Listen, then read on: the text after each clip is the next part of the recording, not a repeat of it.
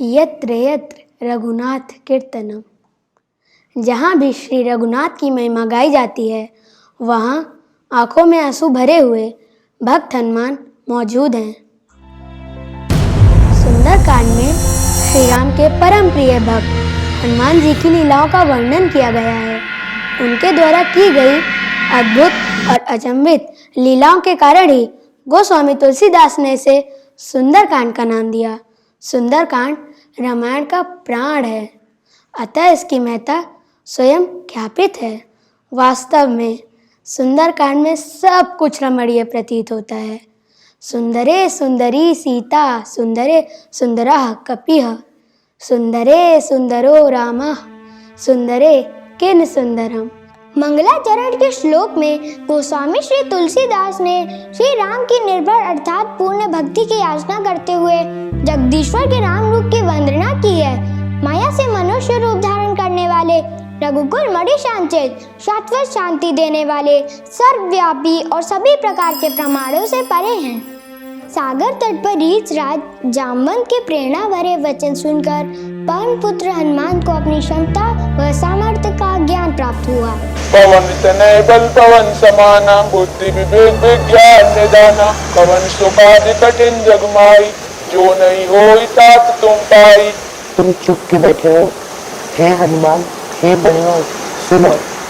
तुम पवन के पुत्र हो और बल में पवन के समान हो। तुम बुद्धि विवेक और विज्ञान भी खान हो। जगत में ऐसा कौन सा कठिन कार्य है जो ये बात तुमसे ना हो सके। भगवान श्री राम का कार्य पूरा करने के लिए ही तुम्हारा अवतार हुआ है। जामवंत के बचन सुहाए, सुनी हनुमंत हृदय अति भाए। हनुमान जी का अद्भुत रूप है, लगता है जैसे साक्षात सुमेरु पर्वत हो। मैं इस समुद्र को खेल खेल में ही पार कर जाऊंगा। हे भाई, तुम लोग दुख सहकर कंद मूल फल खाकर तब तक मेरी राह देखना जब तक मैं सीता माता को देखकर लौट ना आऊं। काम अवश्य होगा क्योंकि मुझे बहुत हर्ष हो रहा है। यह कहकर और सबको मस्तक नवाकर तरता हृदय में श्री रघुनाथ जी को धारण करके हनुमान जी हर्षित हो चले।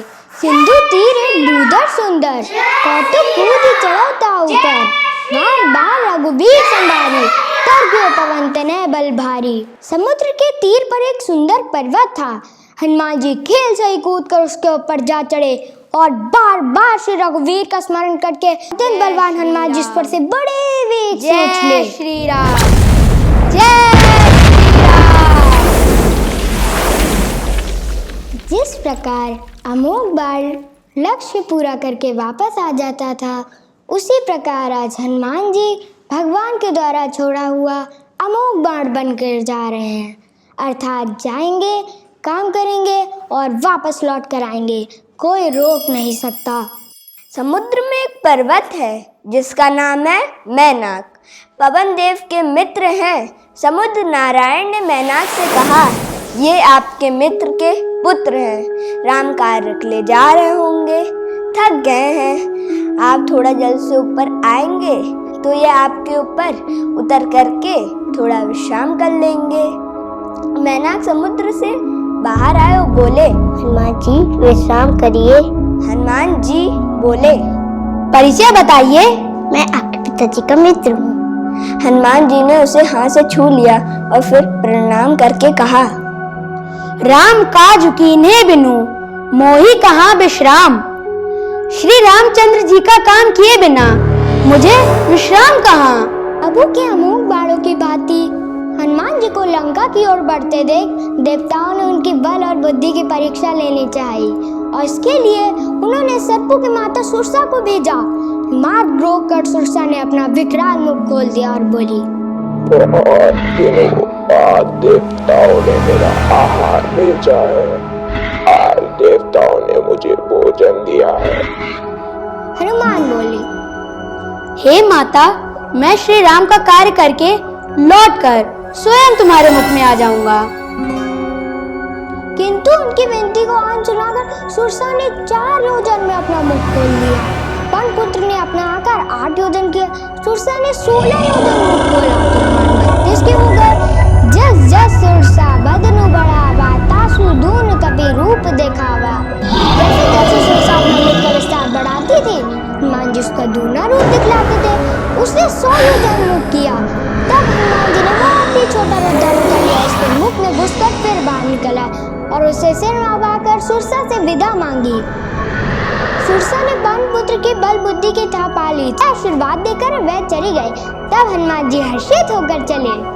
जो सुरसा हनुमान जी को खाने आई थी, वह आशीर्वाद दे गई। क्यों? जीवन में जब जब आप छोटे बनकर रहेंगे तो जहाँ जाएंगे वहाँ आशीर्वाद ही प्राप्त होगा। समुद्र में एक राक्षसी रहती थी।